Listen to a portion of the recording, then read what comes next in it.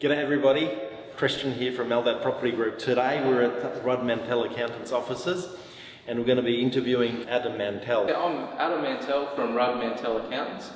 We're based in Brisbane in Queensland here.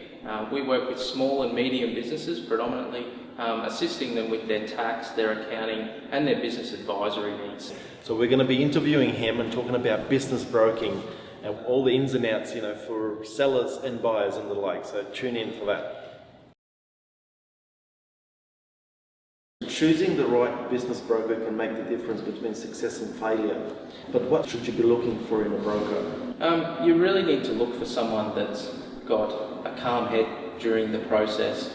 They need to understand business. They need to understand all of the different aspects of business. A lot of times the buyer and seller are going to ask them for advice throughout the process, and so them having an understanding of the actual business itself, but also just business in general, is very important. And then just having general people skills, I think. Like and you would know this, you're working with people constantly and on the phone and talking to people about stuff, so the ability to just have those discussions with people is very important.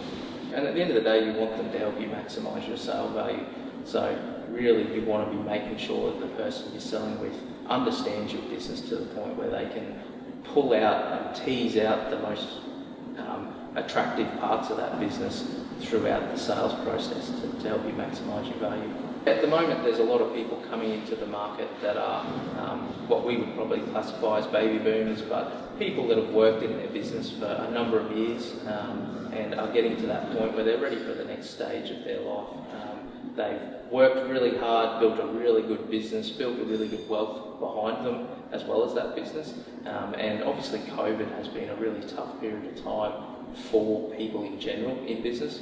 And a lot of those people that have worked for a long period of time are now getting to the point where it's been a tough few years and they're ready to move on to that next stage of their life. I assume you're seeing those sort of people coming forward from a sales perspective.